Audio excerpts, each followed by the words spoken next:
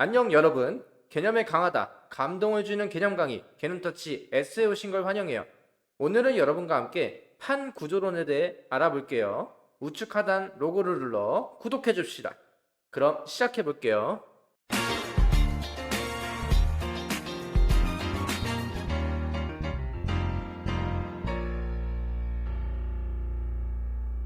오늘 배울 내용은 판 구조론에 대한 역사에 대해 알아보겠습니다. 쌤이 학생 시절 아주 재미있게 봤던 영화가 있는데 바로 아이스 에이지. 그 중에서도 4편 대륙이동설에서 스크렛이 도토리 하나를 쟁취하기 위해서 지구에 핵까지 들어가게 되고 이 핵을 움직이다 보니 대륙이 쪼개지고 이동한 것을 재미있게 표현했어요. 오늘은 그 판 구조론에 대해 자세히 알아보겠습니다. 판 구조론은 지구의 표면이 판으로 이루어졌다는 이론을 말합니다. 지구는 지구 표면을 구성하는 10여 개의 거대한 암판 중에서 대륙지각을 포함하는 판은 대륙판, 해양지각을 포함하는 판은 해양판으로 부릅니다. 대륙판은 북아메리카판, 유라시아판, 남아메리카판, 아프리카판, 인도판 등이 해당되며 해양판은 태평양판, 필리핀판 등이 있습니다. 지구의 표면이 딱딱하고 깨어지기 쉬운 여러 개의 판들로 이루어져 있어 판들이 이동함에 따라 지진, 화산활동 등 다양한 지진 현상이 발생한다는 이론입니다. 판 구조론에서는 판의 경계에 대해 설명하고 있습니다. 하나씩 알아보겠습니다. 첫 번째, 발산형 경계입니다. 발산형 경계는 멘틀 대류가 상승하는 곳으로 판과 판이 갈라져 멀어지는 경계입니다.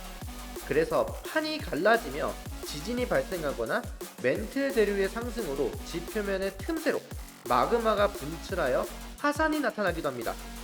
그리고 멘틀 물질이 상승하면서 깊은 바다에 있는 길고 좁은 산맥 모양의 솟아오른 부분이 있는데 해령이 만들어지게 됩니다. 두 번째는 수렴형 경계입니다. 수렴형 경계는 두 가지 경우가 있는데요. 대륙판과 대륙판이 충돌하는 경우, 대륙판과 해양판이 충돌하는 경우입니다. 대륙판과 대륙판이 충돌하는 경우에는 두 개의 판이 밀려 올라가 산맥을 형성합니다. 대륙판과 해양판이 충돌하는 경우 해양판의 밀도가 낮기 때문에 해양판이 대륙판 밑으로 들어가 해구, 호상열도, 산맥을 형성합니다. 그 중에서도 가장 깊은 수심을 가진 마리아나 해구를 뽑을 수 있습니다. 세 번째, 보존형 경계입니다. 보존형 경계는 두 판이 어긋나는 곳으로 판이 생성되거나 소멸되지 않습니다. 그래서 판이 어긋날 때 지진이 발생하며 어긋나면서 지층이 끊어지는 경우 변환단층이 생성되며 대표적으로 산 안드레아스 단층이 있습니다. 판이 끊임없이 이동함에 따라 대양지각은 벌어져 갈라지고 대륙지각은 서로 충돌하기도 서로 멀어지기도 한다는 내용이 바로 판 구조론입니다.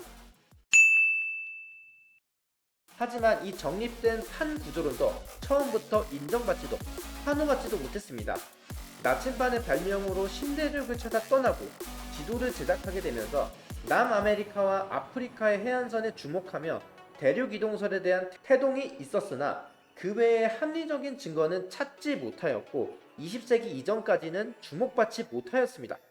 그러다 한 지구 물리학자에 의한 대륙이동설의 본격적인 연구가 진행되면서 큰 성과를 이루게 되는데 그 인물이 바로 알프레트 로타르 베게너입니다.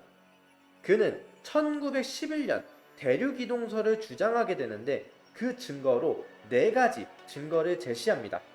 이따 살펴보는 걸로 하고 1915년 이 연구를 바탕으로 대륙과 대양의 기원이라는 책을 저술하게 되면서 자신의 대륙이동설을 더욱 견고히 하였습니다. 대륙이동설의 내용을 입증할 4가지 증거 중 첫 번째, 해안선 모양의 유사성입니다. 이 내용은 기존 대륙이동설에서 나왔던 내용으로 남아메리카의 해안선과 아프리카의 해안선을 가져다 보았을 때 퍼즐처럼 맞아 떨어진다는 내용입니다. 두 번째는 지질 구조의 연속성입니다. 대륙 이동을 하기 전에 지구의 지층을 조사해보니 놀랍도록 지층이 형성된 순서가 똑같다는 사실을 알아냈습니다. 남아메리카 편마음지대와 브라질의 편마음지대가 같은 구조를 띠고 있다는 점에서 서로 다른 대륙에서 똑같은 퇴적합층이 나타나는 사실을 발견해낸 거죠. 세 번째는 화석 분포의 연속성입니다. 지질 구조의 연속성과 마찬가지로 서로 떨어진 대륙에서 같은 파충류 화성이 발견됨에 따라 대륙이 이동했다는 추론을 할 수 있었습니다. 네 번째는 빙하의 흔적을 들 수 있습니다.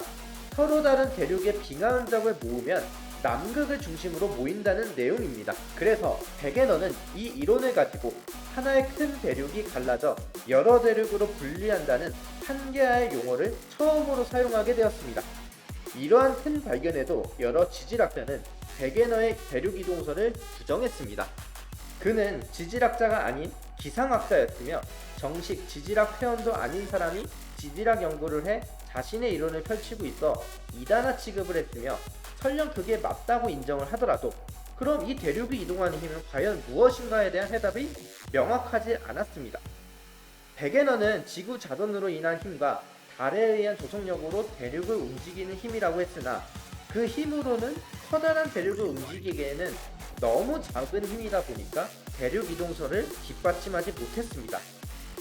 특히 당시 지질학자들은 침강된 육교설을 주장하면서 대륙 이동설은 많은 조롱과 비난거리가 됩니다. 하지만 그 시기는 오래가지 못했으니 영국의 지질학자 아서 홈스가 등장합니다. 그는 1911년 방사선 원소의 붕괴에 의한 붕괴열로 지각이 용해되어 이로 인해 지구가 지속적으로 냉각, 수축되지 않는 사실을 발견하고 멘틀의 대륙성을 통해 대륙이 이동하고 산맥이 형성된다는 멘틀 대륙설을 주장하였습니다. 이후 2차 세계대전을 겪으며 잠수함으로 인한 위협으로 인해 깊은 바닷속을 좀 더 면밀히 연구해야 할 필요성을 느끼게 되었고 이것이 군사, 해양 측량자로 인해 연구로 이어지게 되면서 해저 지형의 탐사를 하게 됩니다. 해양 지각 속 자개장의 방향을 통해 바닷속에서 분출한 마그마가 냉각되어 암석으로 굳게 되는 동안 암석이 일정 이하의 온도로 내려갔을 때 암석 속에 포함된 자철석이 N극과 S극을 형성하여 지구 자기장의 방향과 동일한 방향으로 정렬되는 성질을 확인하게 됩니다.